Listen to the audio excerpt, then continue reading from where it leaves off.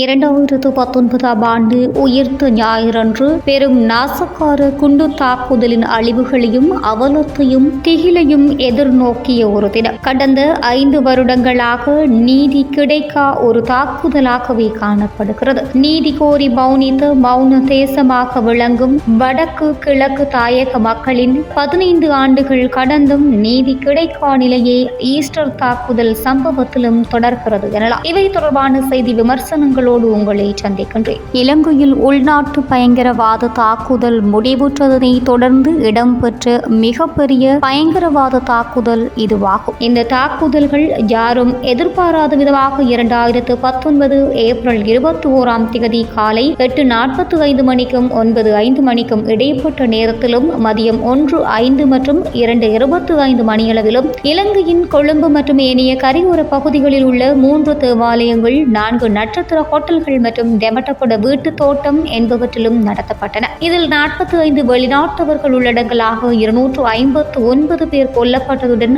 500க்கும் மேற்பட்டோர் படுகாயமடைந்தனர். சிலர் இன்னும் முழுமையாக குணமடையவில்லை. தாக்குதல்களை தொடர்ந்து இலங்கை புலனாய்வு பிரிவினர் அது தொடர்பிலான விசாரணைகளை முன்னெடுத்ததுடன் அதற்கான சூத்திரதாரிகளையும் அடையாளம் கண்டனர். அதன்படி தேசிய தௌஹீத் ஜமாயத் அமைப்பைச் சேர்ந்த முகமது ஷஹ்ரான் அல்லது ஷஹ்ரான் ஹாசிம் என்பவரின் தலைமையில் குறித்த தாக்குதல்கள் நடத்தப்பட்டதாக இலங்கை அதிகாரிகள் கண்டறிந்தனர். இவ்வாறாக குற்றவாளிகள் யார் என்பது இனம் காணப்பட்ட போதிலும் இன்று வரை நீதி வழங்கப்படாது குறித்த தாக்குதல் சம்பவம் நினைவு கூறி அஞ்சலி செலுத்தும் ஒரு தினமாகவே நீடித்து வருகிறது. பொறுப்பு கூற வேண்டிய அரசாங்கம் இன்னமும் தன் அரசியல் நோக்கத்தினை மையமாக கொண்டு செயற்பட்டு வருகிறது. இதற்கிடையில் வாய்ப்பு கிடைத்தால் ஈஸ்டர் தாக்குதலின் மூளையாக செயற்பட்டவரை நிச்சயம் பிடிப்போம் என ஐக்கிய மக்கள் சக்தியின் நாடாளுமன்ற உறுப்பினர் ஃபீல்டு மார்ஷல் சரத் பொன்சேகா, அனுரகுமார போன்ற பல்வேறு அரசியல் தலைமைகள் தேர்தலினை மையமாக வைத்து தமது தேர்தல் வாக்குறுதிகளை வழங்கும் முகமாக இவ்வாறான அறிக்கைகளை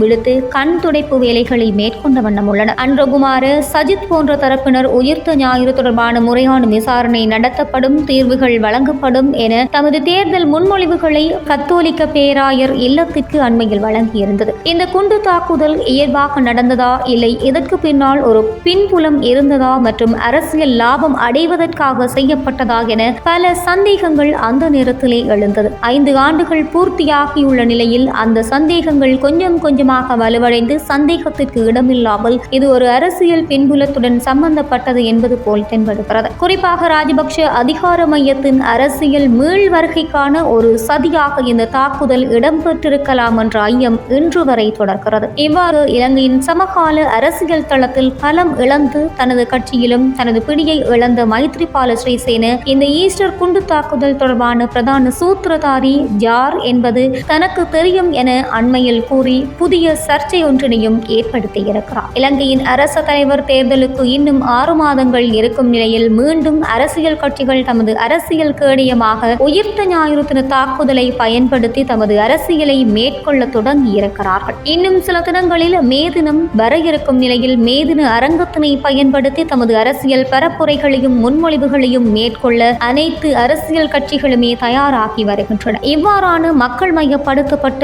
ஒவ்வொரு விடயங்களுக்கும் தீர்வு காணப்படாது தொடர்ந்து அரசியல்வாதிகளின் பைகளை நிரப்பும் தமது அரசியல் நோக்காகவே அரசியல்வாதிகள் இதனை பார்க்கின்றார்களே தவிர தீர்வினை பெற்று மக்களுக்கான நீதியை நிலைநாட்ட இங்கு யாருமே தலைப்படவில்லை. இதனை போலவே முள்ளிவாய்க்காலில் நிகழ்ந்த கொடூரங்களை உலகம் அறிந்திருந்தும் தட்டி கேட்கவும் தமிழர்களுக்கு ஆதரவாக குரல் கொடுக்கவும் யாரும் முன்வரவில்லை. ஓர் இனத்திற்கு எதிராக புரியப்பட்ட இன அழிப்பிற்கு உலகமே வாய் மூடி கிடப்பது என்ன ஒரு அவமானம். இலங்கையில் நிகழ்ந்த இன அழிப்பு, அராஜகம், கொடுமைக்கு எப்போது நீதி கிடைக்கும் எனும் கேள்வி இன்னமும் உலக தமிழர்கள் மத்தியிலே எழுந்து கொண்டுதான் இருக்கிறது. உலகம் மௌனமாக பார்த்து கொண்டிருந்த போது உலகம் முழுவதும் பரவி வாழும் தமிழர்கள் அனைவரினதும் நெஞ்சங்களில் ஆறாத காயமாக முள்ளிவாய்க்கால் படுகொலை தங்கி இருக்கிறது. மண்ணையும் மானத்தையும் காக்கும் தமிழீழ விடுதலை போரில் உயிர் தியாகம் செய்த தமிழீழ விடுதலை புலிகளுக்கும் ஈழத் தமிழர்களுக்கும் இந்த இன அழிப்பு பன்னாட்டு சமூகத்தின் உறுதியான கேள்விக்கு உட்படாமல் சிங்கள பேரினவாதம் உலா வருவது அடுத்த பெரும் துயரமாகும். நடந்தது இனப்படுகொலைதான் என்பதற்கான அடுக்கடுக்கான ஆதாரங்கள்